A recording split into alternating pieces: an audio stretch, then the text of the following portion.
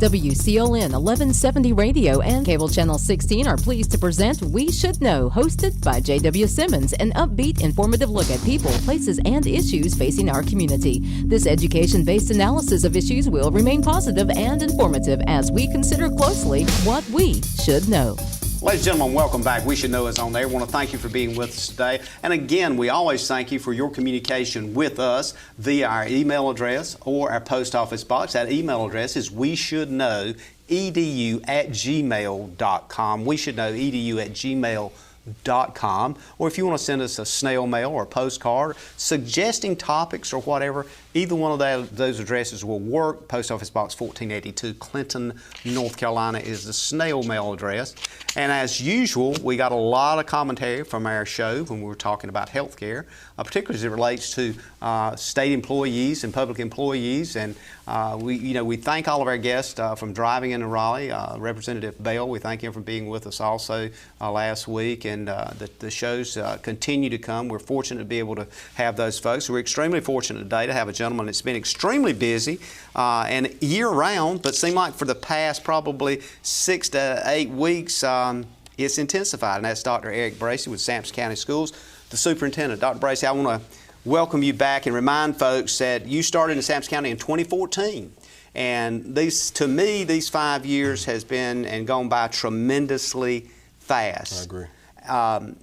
As part of the introduction, I want to kind of let folks know as well that a lot of times folks don't think about it, but you are the chief executive officer for this system, and you oversee the vision, goals, strategy, leadership, management for multiple districts. We're talking 4 school districts. Yes. We've got the early college out here. How many employees are we up to now? Up to almost 1,200 employees. It's phenomenal, and all of them are in debatable with Robeson County, I guess, but the largest county in the state geographical-wise. You obviously don't spend that much time and can't in the office, do you? No, I'm all over the place.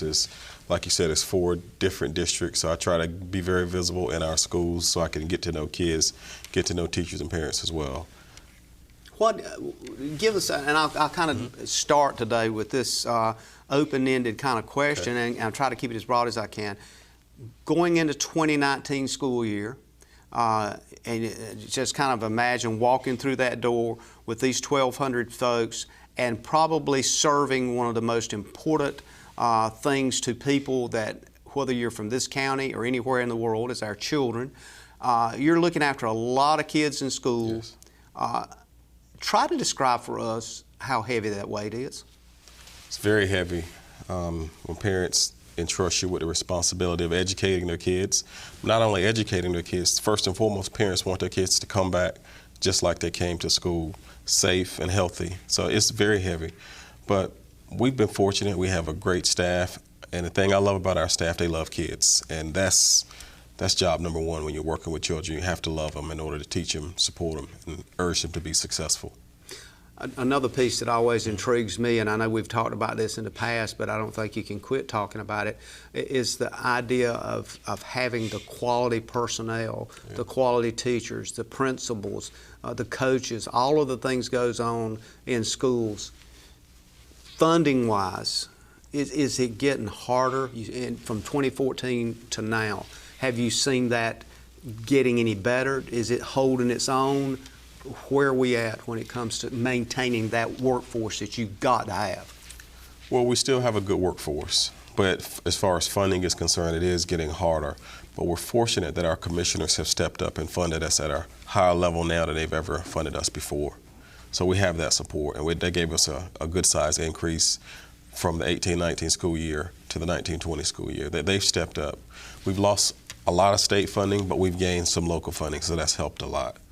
If we had more money, we could offer larger signing bonuses, offer larger supplements in order to compete with urban districts. Like some of our students, former high school students who went to NC State, Carolina, they stay in those areas primarily because they earn more money as far as local supplement. Local supplements in Chapel Hill are from $14 to $20 I believe. Ours is a flat 7% across the board. So that's a lot of money. That's a big difference. So to that quote that we were talking about before we came on air, that there's literally two school systems in North Carolina. One is the rural school systems, and then one is the urban school system, one being funded much more than others. Is that a realistic picture to put it in that frame? Very realistic. I was fortunate enough to work in Durham Public Schools for 5 years. And that was a wealthy district. And since then, I've been in Northampton and Sampson County, who are low wealth districts. So it's a big difference, the amount of resources you can have for your students and your teachers when you have those kind of funds. And you mentioned your past track record, yes. and it's been tremendous. Just about everywhere you've been, you've not only sowed seeds of growth, but positive leadership. You've been recognized in multiple awards. Sure. So when you look at that, it seems to me you're well qualified to say, what do we need to do different? And to kind of, and I'm sure you've asked yourself that question many times, what can I do different? But when you're limited with these resources, your ability to expand and do certain things is, should I say, is almost impossible? It becomes different. We could offer a lot more course offerings if we had more resources to hire more teachers, to offer more AP classes, more higher end classes. But we've been fortunate with the North Carolina Virtual Public Schools to offer some of those classes as well. But people still prefer face-to-face teachers. And I think that's your tradition that is probably going to be, I guess, how a person learns best. Some people can learn better virtual and so forth. With that said, I want to segue quickly into this whole idea, and we can come back to this, but this whole idea of charter and private schools. We've had that conversation with a number of folks in the school system. It seems to be growing in the importance of some folks' mind that that's the way to go, to move more toward charter and private. And obviously those schools are growing. The playing field is still not level, is it? No, it's not. It's a different set of rules. Charter schools don't go by the same rules that the public schools have to go to. First and foremost, if someone knocks on the door today of Hopton Elementary School that lives in the Hopton Elementary School attendance zone, Don Wilkes has to enroll those students. Charter schools don't operate that way. Private schools have a right to be selective as well about who they enroll, so it's totally different. As far as certification is concerned, they're not held to the same standard that we are as far as teacher certification as well. They have calendar flexibility where us as public schools don't have calendar flexibility unless we're a restart school. So most traditional schools in North Carolina are going to start on August 26th, where if you're charter or private, you have a lot of calendar flexibility. Is the testing and the outcome expectation the same? Well, they take the same, well, as far as charter does take the end of grade test, which is what we take as well. But private schools use different various methods of assessment. And I mean, I know Mark Johnson, the state superintendent, has spoke to this question a lot, and it's one of the things the legislature has wrestled with, and it's multiple opinions. But the key issue here is to have the availability of education for any child in this state. That it should be equal and equitable for that. And those two words oftentimes play out in the conversation. How do we get to that point? And is that realistic to consider that we will ever be equal and equitable for all of our students in the state? It is realistic. We're just going to have to work toward it and make the playing field level as far as resources are concerned as well. We talked about urban districts such as Wake County. They have more resources to offer their students more than I have to offer my students as far as classes and different programs. So it's not equitable in that sense at all. When I think about school and what the expectation of students are, it also comes back to their family unit, to their community, how involved they are in schools.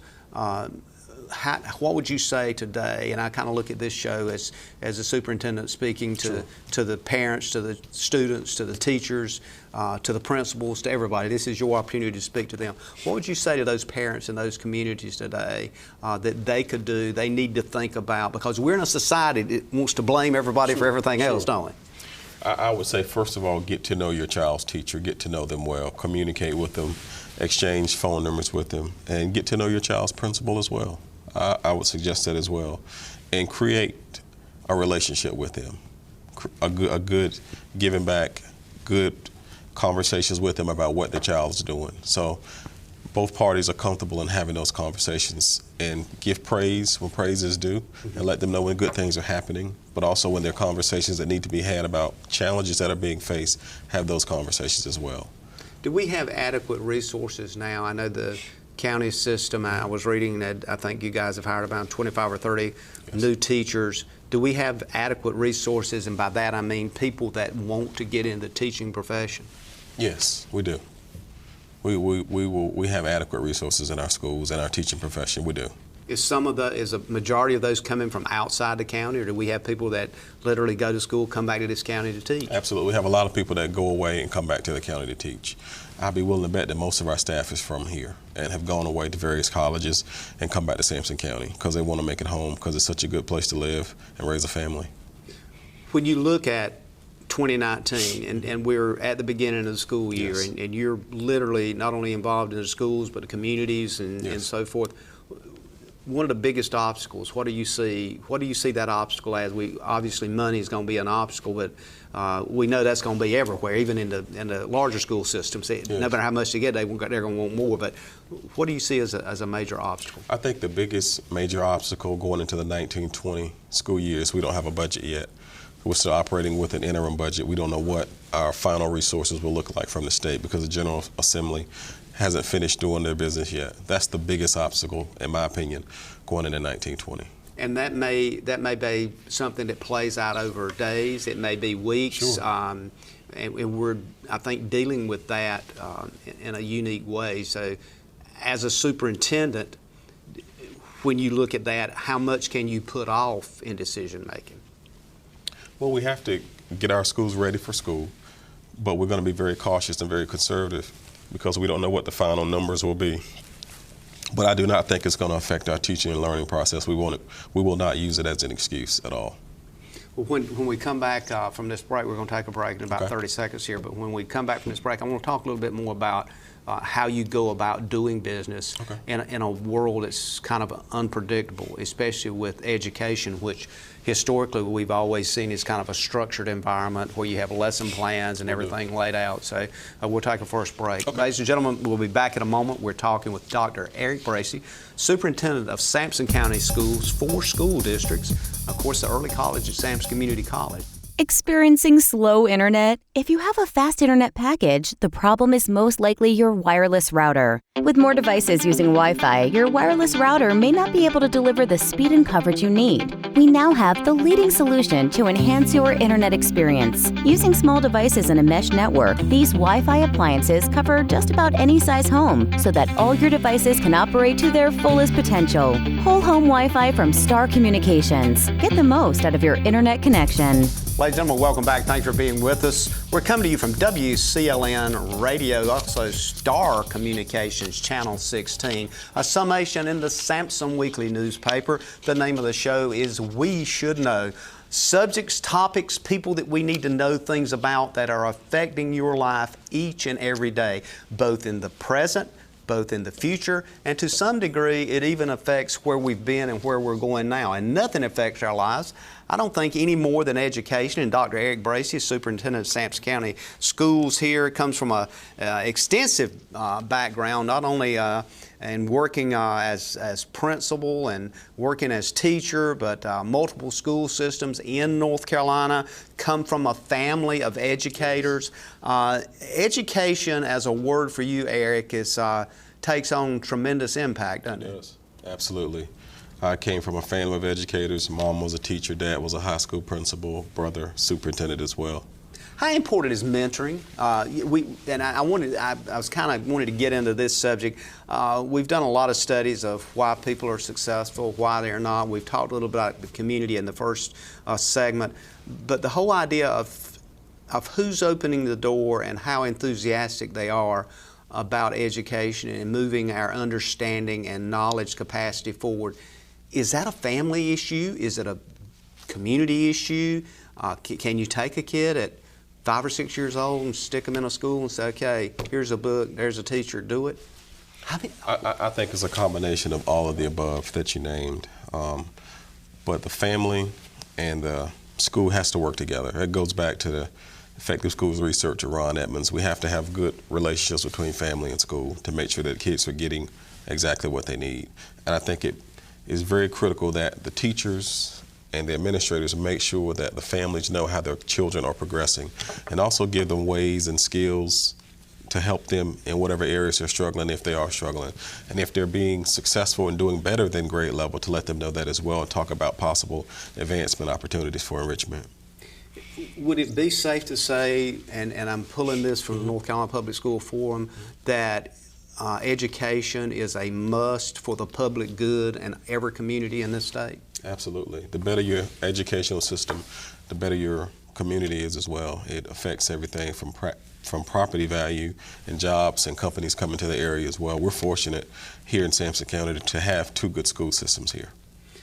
We're sitting in the middle, and you mentioned a while ago, as we're doing this show today, the state budget still has not come together. Correct. So you're going to be very cautious in moving forward. At some point in time, the legislative and executive branch are going to make a decision. Whatever decision that is, the question falls to how much should be county funding, how much should be state funding. When we look at schools and capital outlay, is that a state issue? Is that a county issue? And there's some debate on that. Who owns that? Who decides? In the Constitution, our state looks at, we see this right of education. It seems to be not only a privilege, but a right of everybody to have quality education. Is that an assumption, or should it be a reality, or should it be a must? I definitely think it should be a must, that everybody have the opportunity to have exposure to a quality education. As far as the legislature and the budget process, my biggest hope out of the budget process is, A, they increase the compensation for our staff, because I believe everybody across the board, our teachers, support services, teacher assistants, custodians, bus drivers, they deserve a salary increase. I mean, we've had this conversation with our board that just because you choose a business of service, and which I think education is a business of service, or career of service, I should say, you shouldn't have to make less money to do that. And I stood before all of our administrators, all of our staff over the last week, and said that to them, that is my biggest hope to come out of the budget, that they get a large salary increase, because we are the system that we are because of the people in our district. The greatest resource we have are human resources, our staff. I firmly believe that. So when I have conversations, and I have great relationships with Senator Jackson, Representative Brisson, Representative Smith, and I had a great one with Dr. Bell, let's advocate and fight for increases for our people, because they are what make our system.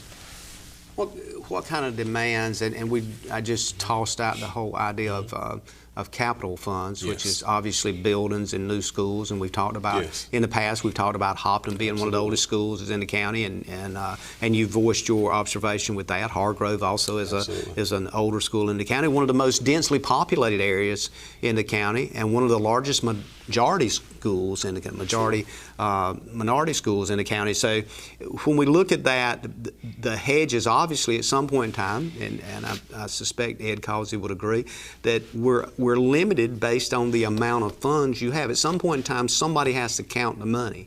How do we deal with that when you look at it and you see the same thing? It's just not there. So what do we do in that situation? I agree with you. Our buildings are aging, and we need a new Hopton High School. I don't think anybody in this county would argue that. I think all board members would agree that we need a new Hopton High School. The issue is, where do we get the funding, just like you said? We're hopeful that there is a bond that comes out of this new budget as well. We hadn't had one in a very long time, a state bond, but we need one, because a high school costs approximately about $30 million. And we don't have that kind of money laying around here in Sampson County, I do believe. So the only way I know to do it is to do it through a bond. Hopefully we'll get some help from the state. When you look at the data that comes out in the documents, you see the governor has his idea of a bond. The Senate has their idea of a bond, so we'll see where they meet when they conference. But it's definitely necessary. Had the opportunity to tour Hopton High School with the Board of Education recently, some board members recently, and we see it. We see all the needs. We see the narrow halls. We see the old science labs. And the money you have to spend to keep it going. Absolutely, absolutely. And then we go to Midway High School, then we go to Union High School, and we see those 10-year-old facilities. And all kids should have the opportunity to learn in an environment such as that. And our board believes that as well. We're really back to that conversation about targeting North Carolina's unique education challenges between rural and urban schools. Almost everyone, to include yourself and others, we kind of agree of the needs that's there. I think there's an agreement of something needs to happen, but the action to take, to move forward, to make it happen is always a very cautious one. From the legislative side, there's other things I'm constantly reminded on the state level. Well, we've got all these other things we've got to look at that are what we call critical needs assets. We're in a county that is still recovering from Florence and from Matthew and other hurricanes. We're now, as we're talking today, looking at potential season that is going to be maybe more voracious than the last hurricane season. What does that do to that churning feeling in your stomach as the leader and the visionary for this school system? How does that affect you, and how do you approach that thought process? As far as the hurricanes and all that? Yeah. Because I mean, it literally, we're talking days out of school. We're talking the potential impact of destroying schools. I mean, we're talking about building schools. We're living in kind of what I call a strike zone, if you will. I agree. We're right in the middle of it. We are. We're right in the middle of it. And it shut us down last year. I believe it was 9 school days, nine instructional days. And those are critical days that are hard to make up. And the biggest devastation is the way, and I had a chance to tour down in the Union District in Ivanhoe after the hurricane came. It devastated those communities. It devastated, and it affected not only our students, it put them out of place, but it also displaced a lot of our staff. So what we have been able to do is we work very closely with Mr. Causey and emergency management, and we have a plan for how we're going to utilize our schools. Several of our schools are shelters for the hurricane, so we're developing a plan. We just presented to the Board of Education our plan as well about how we're going to deal with it. So we're right here, hurricane season again, so we got our fingers crossed.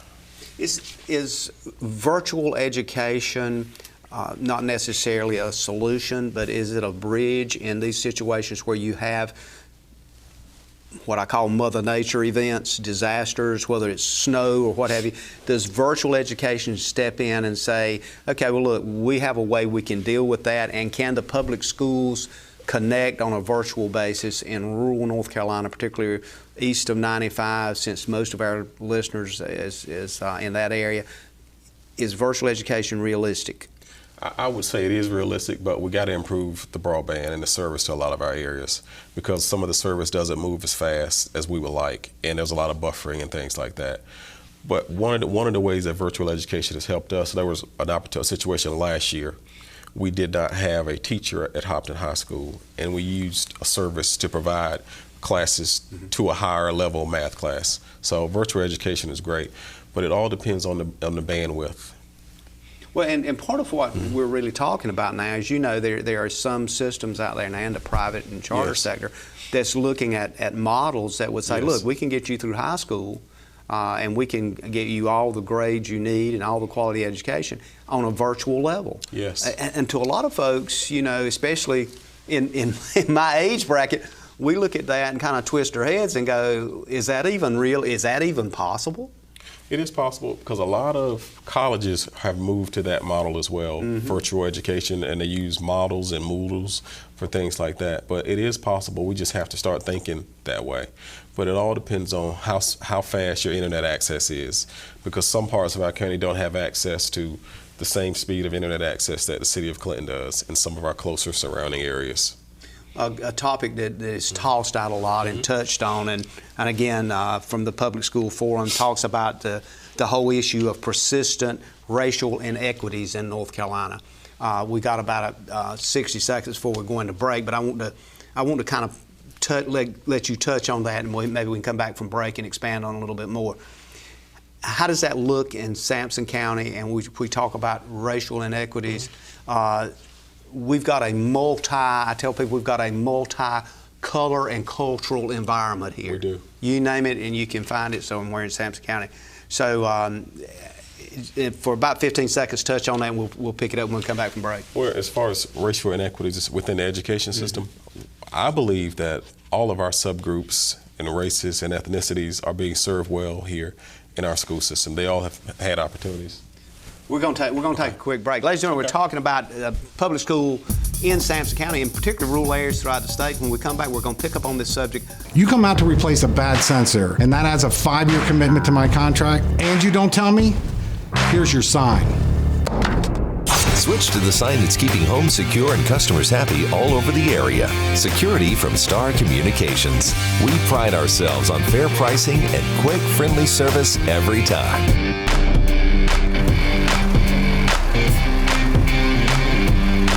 Somebody trying to break into this place? Security from Star Communications. Ladies and gentlemen, welcome back. We're talking with Dr. Eric Bracy today, and we're talking about a number of issues facing public schools in North Carolina from and through the eyes of a superintendent that has had multiple positions in North Carolina, multiple counties, involved in education. And Dr. Bracy, when we went off to break and we were talking about a lot of the racial issues, this is not a black-white thing we're talking about here. We're talking more now, I think, about cultural issues, expectations of various cultures that have come together here. We've literally found ourselves in places where teachers have said, it's a challenge for me to be able to make sure I'm communicating with kids that speak Spanish as primary language. I mean, when they go home, that's all they hear. True. They come back to the classroom. Speak English. And so talk to us about that. And you've been in the classroom, you know how this goes, but help us understand that for those folks that maybe have never taught or don't understand how it actually works in a classroom. Well, for situations like that, and I'll start by talking about the expectation piece. Mm-hmm. Regardless of culture or race, what we as schools and school system leaders have to do is make sure that you know that no matter what your race is, mm-hmm. there's expectations that all of our kids get a quality education. And our teachers do a great job of that.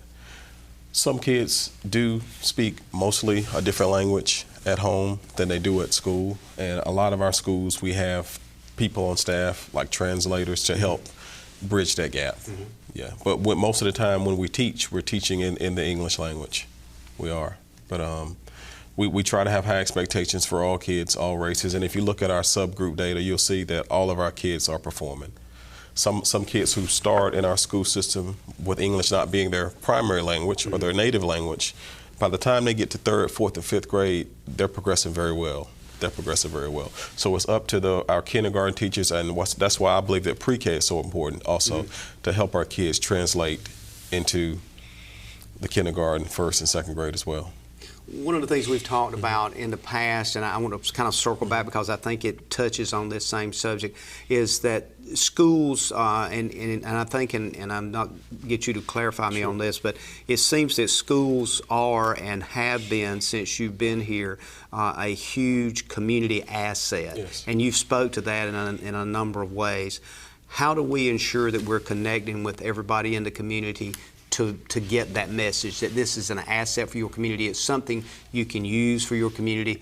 What if any, innovative ways do you have in mind and do you see in the future that schools can step up and carry that role forward? I think it's important that we as schools and school systems continue to communicate and get the word out to our parents and communities on a various level of platforms, whether it be social media, email, electronic calls. From day one, what I told our staff and our board is I wanted to make sure we had a school system that Sampson County could be proud of, and that we were holding our kids and teachers' expectations levels very high and making sure that our kids were educated and successful. I think we've done a good job of that, but a lot of times we as school system principals and leaders, we don't celebrate our successes enough mm-hmm. and make sure that our communities know all the good things. Bad news has a way of traveling without mm-hmm. any help, but it behooves us to make a concerted effort to make sure that the good news gets out. How do we tap into a social media network that's obviously not going anywhere? It's just going to continue to be seeded into our lives. How do we tap into that and make sure that we're getting not only the correct message out, but that folks don't fall into the trap of what I've seen is, I'll just call it gossip. Sure. And it's sad because it's instantaneous. Sometimes they know it before you know it. You know, I always joke with the board that, because the board likes to be told when something's going on. Yeah. Social media can beat me to it now. Absolutely. When something happens and it's put on Facebook before I can get it to the board. So that is a challenge. What we as a school system do, we have various platforms. We use it. We have a Facebook page for our communities that most of our parents have liked. I have a Twitter feed with about 1,300 followers. The school system has more than that. We have an Instagram feed as well. So we just have to push out that good news through those platforms. How does a parent or how does somebody in the community, students, I might be talking to students now, I don't know who is listening as we're talking today, but how do we get them the message to kind of vet some of the things they're hearing? We're in a system now that the wrong information goes out, and it can trigger mass panic. And you know what I'm talking about with all the violence we've seen throughout the country, with the kinds of things that's happened in schools. It only takes one, again, tweet, one little shot on a Facebook for you to start, and you have to. You got to push the button. You can't walk away. Talk to us about that. Well, I would ask that our communities trust our principals, trust our schools, trust our school system with the message that we're sending out. And when you hear it from the school system or the school, it's officially what has happened. And we've investigated and done our due diligence, and now here are the official results, and we're going to get it out to you. So I would ask people when they hear certain things to exercise patience and just call, ask questions, email, things like that. And you have to screen what you hear. How active are our PTOs now, our public teacher organizations in our school system? I recall you and I were just talking a while ago about Larry Bell, a tremendous leader in school and education, not only in this area but in the state. Yes. And I always enjoyed talking to him about that, because we could look back, even into the 60s and move forward about subjects like that. But are they as strong and active as you would like to see them be? They're as strong as active as I would like to see them on the elementary, middle school level. I wish we had a bigger PTA turnout for high school events, but I would garner to say that across the country it's the same way, that you get more activity with PTA in the early years, elementary, middle, than you do in some high schools. That's been my experience throughout, that you get more PTA participation. We have a great PTA. I meet with the parents quarterly and have conversations and listen to what they have to say, and they're able to bring certain ideas and concerns to me directly. It's a good group for me to meet with. How easy is it for folks that want to get involved? We just talked about Facebook, we talked about social media, we talked about PTOs. A parent's listening today, a grandparent, somebody that's maybe got a little more time than somebody else. They go, look, I really need to, because really what we're saying to folks is get involved in your children's lives. Yes. So how did they get involved if they're not involved, and how wide does that door open? Because again, we've talked about the cultural issue that some of these folks may not speak English. I just don't feel comfortable going. I would say the door is very wide, and if you want to be involved, contact your child's teacher to let them know you want to be involved and at what level you want to be involved. Do you want to come spend time in the classroom, read to kids? That's fine. You want to join the PTO? Let the teacher know you want to join the PTO. We'll get you a membership application to the PTO. Yeah, it's very easy to be involved in your child's education. We got to touch on this before we get to our last segment, but a perfect segue into the concerns with safety on school campuses. I know our Sheriff's Department is working very closely with the school system. Absolutely. We've got some aggressive SROs in the school. Yes. They're well trained. Yes. I know probably just about all of those guys and gals, and they do a great job. Great job. Are you satisfied, or is there something else technology-wise, security-wise that needs to be done? I know if I go pick up one of my grandchildren, the door is always secured, and that makes me feel good. And if I can't get in, I would hope nobody else couldn't get in. But it's an important role. But we're dealing with so many different things that you can't lock something up and hide away. I am satisfied with the level of safety. Of course, we welcome any additions and new ideas for safety. I really believe this district was ahead of its time with being on the safety forefront. We had panic doors and holding little areas and cameras pretty much in every school. We got a lot of cameras in our schools, more than I would garner to say a lot of districts across the state. So this district has invested in technology to make sure our kids are safe. How are those cameras interfaced? Let's just talk about that just for a moment. Could you, for example, do you have the ability to pull that up and look at that no matter where you're at in the county, and see what's going on, or if your phone rings and you say, well, there's something going on at Lakewood or at Union or at Hopton, can you actually access that and go, let me see what's happening here? Yes, you can see those. Certain people have access to those. Okay. Yes. So that you would see as a plus along with the SROs. Absolutely. And we wrote a grant a year ago or so, and we added more SROs to our schools. And Sheriff Thornton has been very supportive with us when we have any issues of safety or threats. He's always there to give us extra deputies as well to make sure our kids are safe. And really, I think in rural counties, the sheriffs are the people that I talk to throughout rural counties that see this as a major issue for them, and nobody wants that on their track record. Absolutely. Is there a concern from parents? What are you hearing from parents? Do they feel good with what's been done? Do they understand how much time and attention has been given to this? The conversations that I have with parents, they feel good about the safety of our schools. Of course, I always welcome an email or a phone call if they have a specific concern, and I'll get that to my security person and we'll look deeper into it. Talk to the public for a minute. Those big yellow buses are going to be on the road, and then they'll be up and down everywhere. What do you say to everybody? Hey, we're going to have a great year, our best year ever. We're going to kick the ball off Monday morning early. Be patient as our buses travel and our kids cross the road to get on their bus. That's a real issue, and oftentimes Highway Patrol and others will say, look, we need to continue to alert people. When you see a bus, you might not see the stop sign out, but slow down and be extremely cautious. We've had some tragedies throughout the state. I would echo everything you said. Slow down, be extremely cautious, and I'll add one thing, get off your phone. Yeah. Be safe. And how do we deal with that when the phone becomes more, how should I say, more urgent than the visual aspect of a big yellow bus? We have to pay attention to our surroundings, and we can't be on our phones while we're driving. It's that simple. That safety is number one. And that's been a big thing across the nation about texting and driving. And you'll probably hear more about that throughout the beginning of the school year as folks start adjusting that process. And you hear such tragedies when you watch the news about bus accidents and for whatever reasons, and a lot of them, the accidents from what I've seen are because driver distraction. And probably, I guess we would agree, and folks listening would agree, a lot of it's just totally unnecessary. Yeah. It does not have to happen. I mean, there's very few things oftentimes that we can control. We can't control the weather, but certainly we can control how we act and interact when we see a huge yellow bus out there. We're going to take another break, come back for our last segment. Ladies and gentlemen, again, thank you for being with us. We're coming up on our last segment of the show here today with Dr. Eric Bracy, Sampson County Schools. A man that's extremely busy but chosen the time to sit down and talk to you. We'll be back in a moment. To get the most out of your electronic devices, you need a strong internet connection and a protected home Wi-Fi network. You need high-speed internet from Star. Star has the fastest, most affordable high-speed internet service available for all your devices. We have no long-term contracts or high-pressure sales. Our service speaks for itself, and switching is hassle-free. We take care of everything with free installation from a local company. High-speed internet from Star. Internet at the speed of life.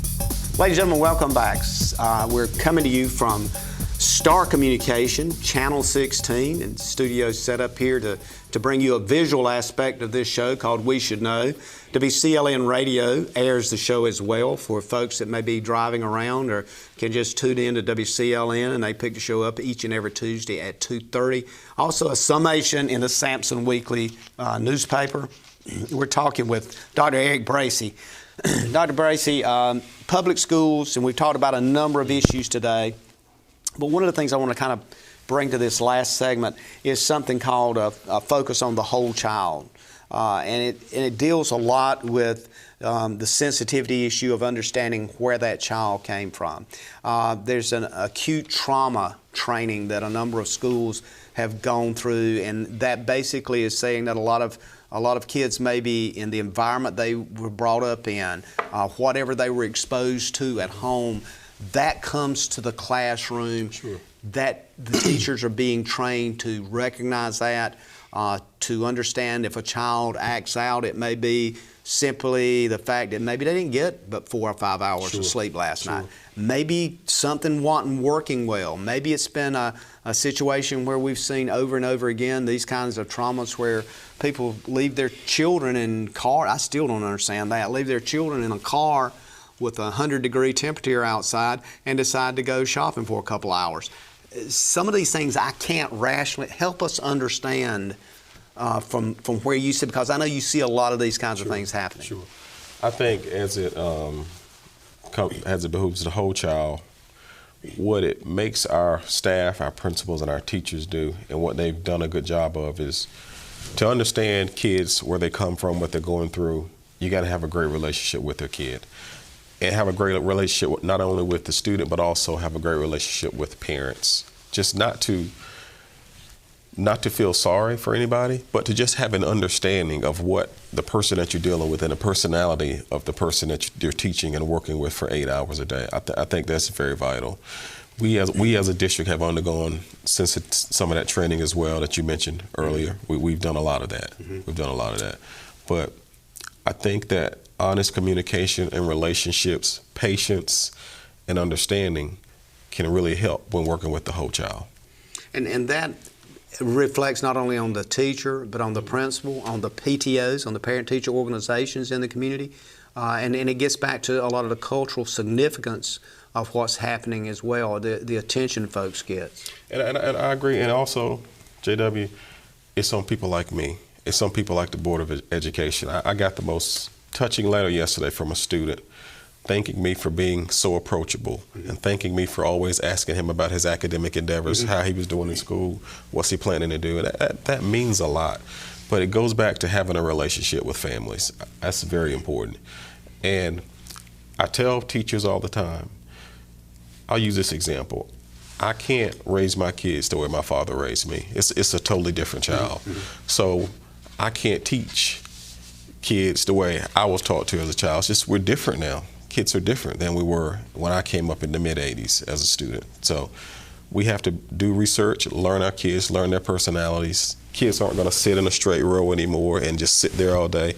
Kids like to move around now. So we have to adjust that as well as educators and understand. As I recall, it was maybe 2017, you were recognized as one of the top superintendents, yes. in the state of North Carolina. Yes. And that came from a lot of peer input, yes. from people like, yes. you saying that. Yes.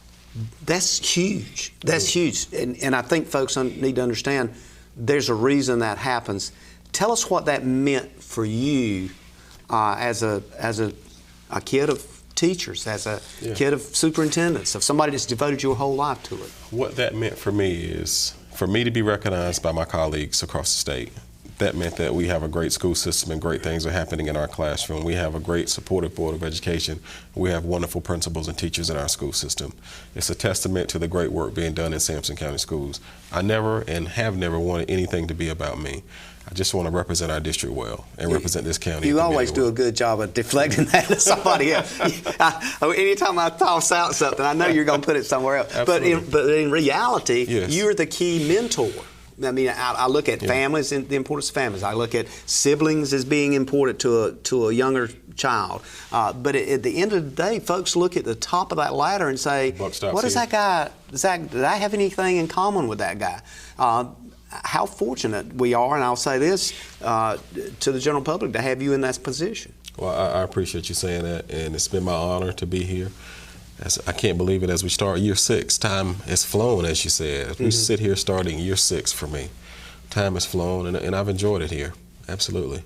I want to challenge your brain here just to spin for a moment. Sure. Give us that thought from Dr. Eric Bracy of what would be the idyllic kind of situation if you had access to resources, if you had the capability, capacity, and the availability of the personnel to happen in Sampson County schools. Tell us where you would like to see it literally from a visionary sense here. Well, I would like a device in every student's hand that they can take home. I would love to have a one-to-one for all of our students. I think that would be critical. I would like for all of our kids to have high-speed internet access at home. That would help us do some creative things as well. I would like a new state-of-the-art Hopton High School as well, because those kids deserve it. There's people clapping right now. You realize that? I would love to have that. I would love to be able to, the state has mandated some class size reduction, but because of House Bill 13, 4th and 5th grade can get up to 25, 26, even though that's not violating any class size law. I would like for that to be down to 18 and 19 as well. That would be ideally. I would love for us to offer the same course offerings that are offered in Charlotte Meck, Guilford, and Wake to all of our students here in Sampson County Schools. That's fair.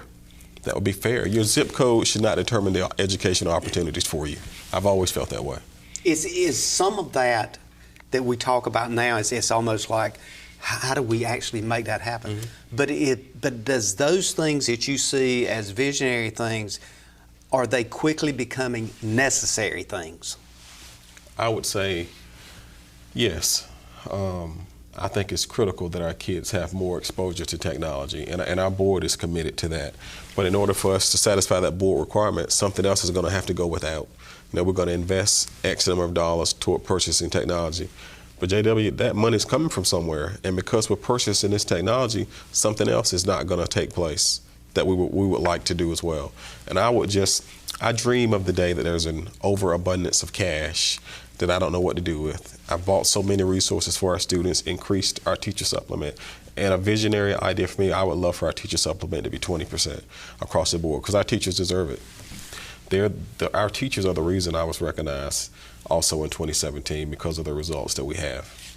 Yeah, because you've had several outstanding, distinguished teachers in Sampson County Schools, and I've had the good fortune to be able to interview some of those. Yes. And the passion they have for the classroom is just completely unbelievable. Absolutely. I mean, the time they put in. Just great teachers who go in their own pocket to buy resources to make sure their kids have what they need when necessary. I'm often asked the question when I'm talking to educators, how do parents get involved in evaluating schools and getting their opinion in?